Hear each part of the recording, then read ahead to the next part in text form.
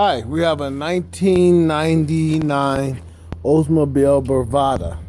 And what we have is we have a squealing noise in the motor.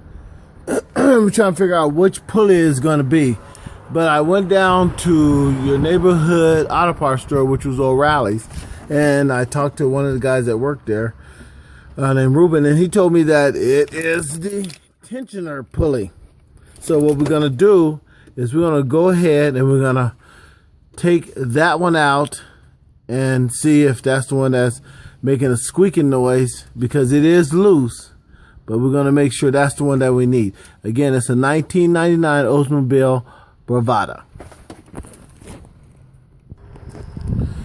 Okay, the socket that we need to remove the tensioner is a number 13 millimeter is what we need on that in order to remove it off of the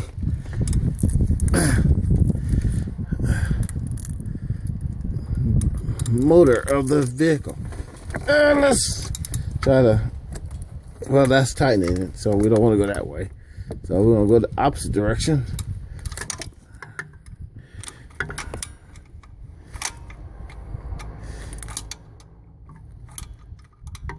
The thing is trying to get in here because it is a tight space.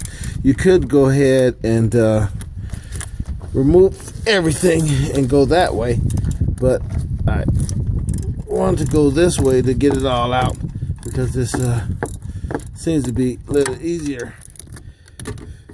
And then when you go down to get the new one, it does come with a bolt. So you're using the same bolt that comes with the original one that you buy. The one that you're taking out, that bolt goes with it.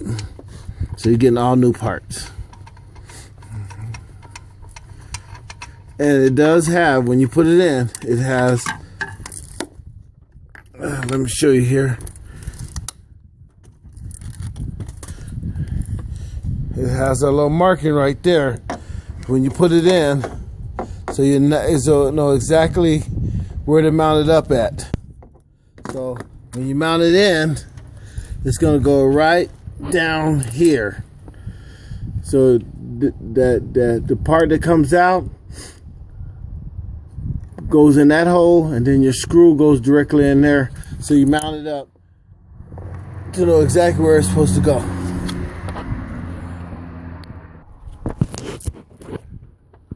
Okay, so what we did was we went ahead and we lined it up, and now we're putting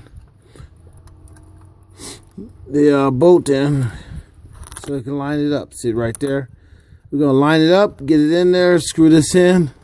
Once we get it in there and we know that it's nice and tight, we're going to go ahead and get the number 13 and tighten it back up. And then we're going to also get the socket, so then that way we can use that on the tensioner to make sure that we pull it back in place to put the belt in there. So now we're going to go ahead and we're going to use the number 13, and we're going to mount it down so it's nice and tight. When I was getting the part, he didn't say anything about it needs to be torqued. So I'm going to go ahead and just go hand strength on it. Okay, here we go. And it's going in just as easy as it came out. That's a good thing about it. And I'm actually doing this in Colorado, and if you can see the steam coming from me, my mouth for the breathing, it is pretty cold out here. But actually, because I just drove the vehicle down there to get the part, the engine's warm, so I feel a little bit comfortable doing this. So we got that part in there, and it's nice and tight.